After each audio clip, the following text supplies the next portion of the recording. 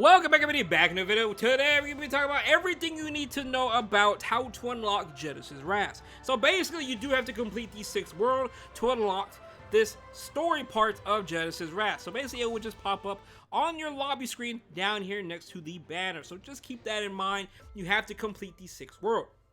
Now let's get into his missions. Now, depending what time you do log in, by the time I do upload this video, it's probably already missed a day. If you logged in after maintenance, and you were able to do these dailies before reset, you are 1 day ahead of everybody. So just keep that in mind.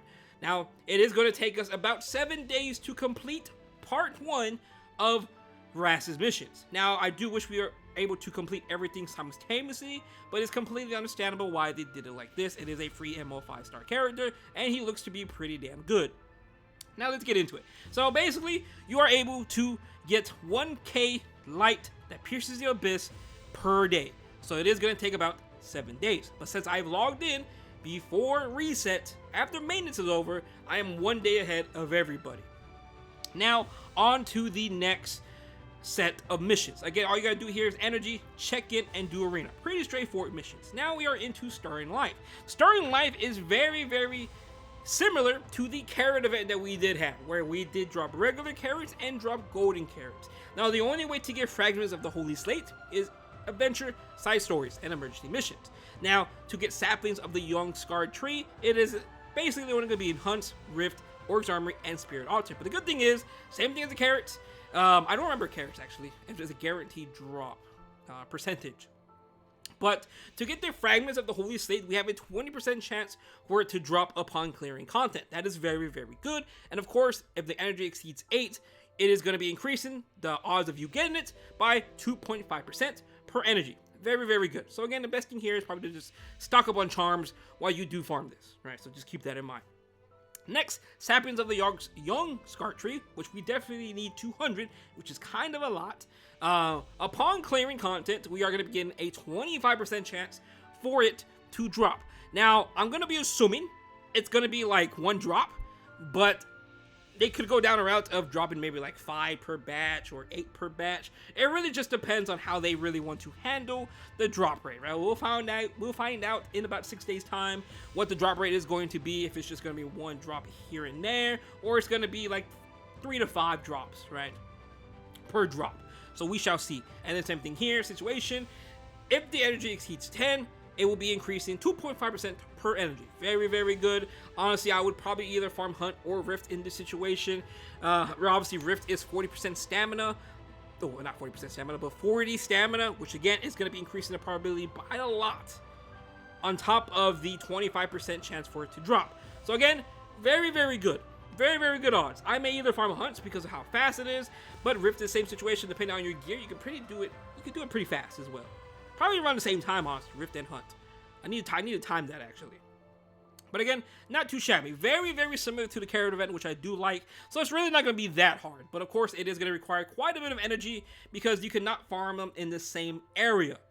So you have to go do this one first, which is only an adventure side story. And then after this is done, you go to the other one. Or vice versa, either one, right? Does not matter the order and however you do it. But you do need to reach 50 fragments of the Holy Slate and 200 of the sapling of the Young Scarred Tree. So overall, not too shabby. And of course, these are going to be imprints for the Ras.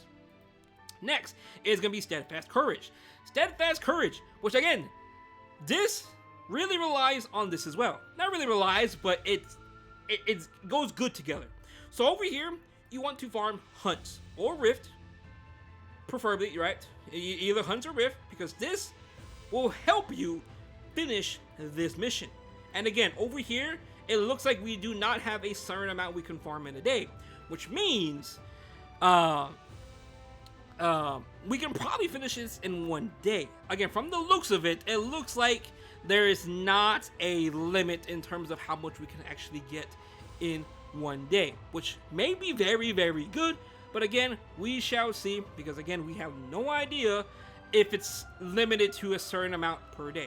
Like the first mission, we know we're unlocking 1k per day. But this one does not have any indication of that. It just requires how much stamina you do want to burn. So we'll see. Now going over here to Steadfast Charge, or Steadfast Courage. Basically, what you have to do in this, pretty straightforward.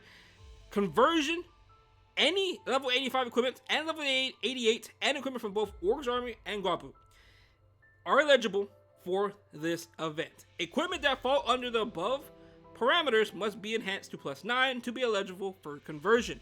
The amount of restoration progress that you receive from each individual equipment conversion would depend on the equipment's grade, level, and enhancement value, and thus will vary per conversion.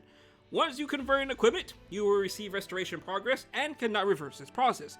Materials regularly acquired through selling or extracting equipment will not be granted through the Steadfast mission conversion feature. So again, from the looks of it, it looks like there is no limit. So I personally would not even be saving gear. Do not save gear right now. Just wait, because you're going to have to farm hunts anyways when this does drop. You could save if you really want to, but that comes down to your inventory and all that. Again, we have a while to go. We don't know if this is time gated or not.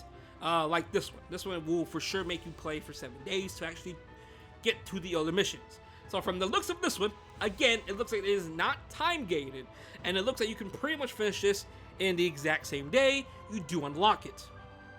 Again, there's no confirmation. We're gonna have to wait and see when it does come out. Again, we'll find out in 6 days' time. So overall, every time you find farm hunts or rifts from this event, I would save everything that does drop from there and just use that for conversion here. It will make your life much, much easier and save you a lot of energy, because if you convert everything from here already before unlocking this mission, that means you're gonna have to farm even more to get more gear and etc, etc. It's just costing you a lot more energy that you could have saved if you just saved all the gear that dropped from you farming for the material that we do need for Stern Life. So just keep that in mind. 2 stones. What is it? I always forget the saying. Is it 1 bird, 2 stones? I always forget. I'm pretty sure it's that. But yeah, it will make your life much, much easier. And now lastly, Eternal Mercy. Another very, very easy mission. Pretty much all we have to do is donate 200 stigma. I cannot see how many transmit stones, but we do have to just donate stigma, transmit stones, some spirit blooms, and 3 leaves a day for 7 days. And after that, we do unlock Genesis Ras. So again, from the looks of this is 7 days as well. It does tell you here that you cannot donate more in 1 day. It's only going to be once every 24 hours. So from this Eternal Mission details and from the Light that Pierces the Abyss, that right there is already going to be about 14 days. The other 2 missions, I have no idea how long those are going to take until we actually get there, because it does not say anything in terms of having a certain limit per day.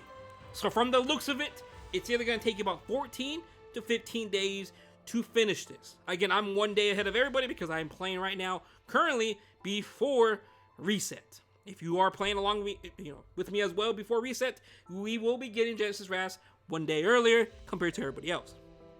But again, once we do finish this donating for 7 days, we will unlock and obtain Genesis Ras, and we do have all his imprints already, because every single mission that we are doing along the way are giving us imprint. But that's pretty much it in terms of everything you need to know for Genesis Ras. The most important key thing to really talk about is this right here, the hunt mission. Every time gear does drop from this, save that for the Steadfast Courage. It will make your life so much easier.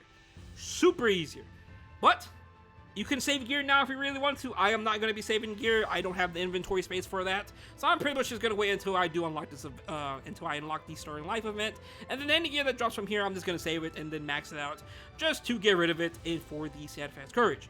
I would start when this unlocks. I would not start now, but that's just me personally. It just comes down to your energy, right? But other than that, though, that's pretty much going to be it for everything you need to know how to unlock Genesis Ras. But again, from the looks of it, it should take us about 14 to 15 days if there is no time gate on the Stern Life or Steadfast Courage missions. But other than that, though, thank you for watching the video. Hope you have a good day, and I will see you guys later on. Peace out.